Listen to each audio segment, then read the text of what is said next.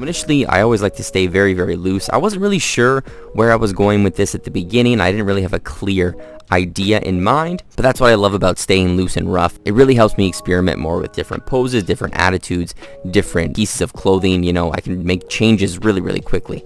I'm also using a lot of reference at this stage, you know, Pinterest, Google. I'm just getting images from everywhere. I'm looking at things like costumes, poses, hairstyles, facial expressions. So now I'm kind of narrowing down that idea. I kind of want her to have like a hazmat suit, maybe some kind of biohazard threat responder, something like that. And the more I was drawing, the more I wanted to make sure that she had such a bored expression on her face to kind of contrast the extreme nature of her job. Okay guys, I think I got a great idea. I'm gonna add like some tentacles or some like a monster or something behind her. So the idea here, she's gonna be like a monster hunter. You ever watch Monsters Inc?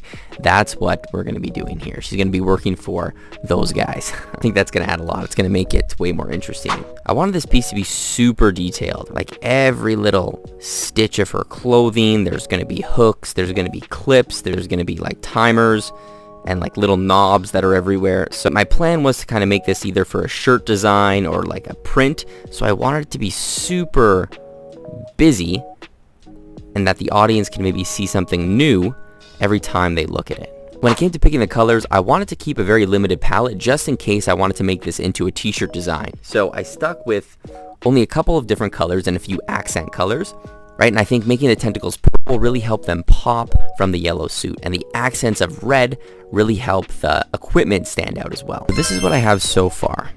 The colors are in, the pose is good. For some reason, I feel it can be better. So thank God we're working digitally. I can probably just combine all this into one layer and sort of do like a second pass on everything. Recently, I've been doing this a lot. I don't know why, but it usually turns out okay.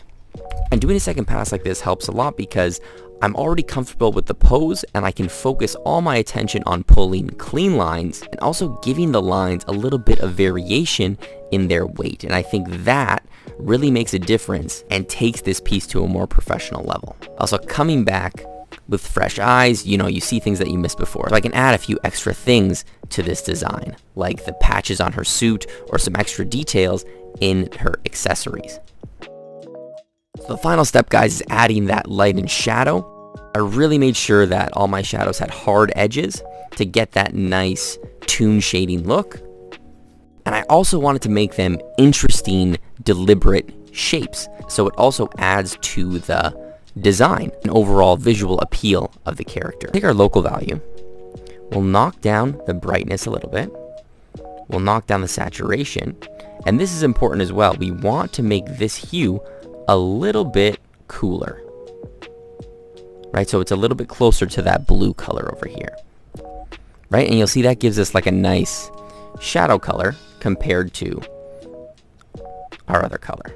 And for the light, it goes the other way. So we make it a little bit brighter, a little bit more saturated, and a little bit warmer. So we go to those warmer colors.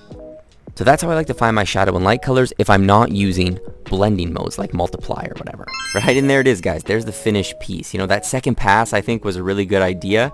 I got some extra details in there and kind of just cleaned up everything, like the lines, took out the glasses, fixed her facial expression a little bit. And yeah, I'm happy with that, guys. Something I like to do when everything's done, I'll obviously in a new file, I'll merge all the layers together. And then if we press this magic wand icon up here, you can kind of adjust everything so that I can play around with the brightness, the saturation. You can even add some effects as well. Pretty cool stuff. So thanks so much for watching, guys. If you like this design, it's up on our Teespring store. You can get shirts, you can get sweaters, you can get prints. So definitely check that out. It's going to be up there for the next few months. Then we'll take it down and do another design. And if you're a member of this channel, you also get a special discount coupon. Guys, thanks for watching. I'll see everybody in the next video.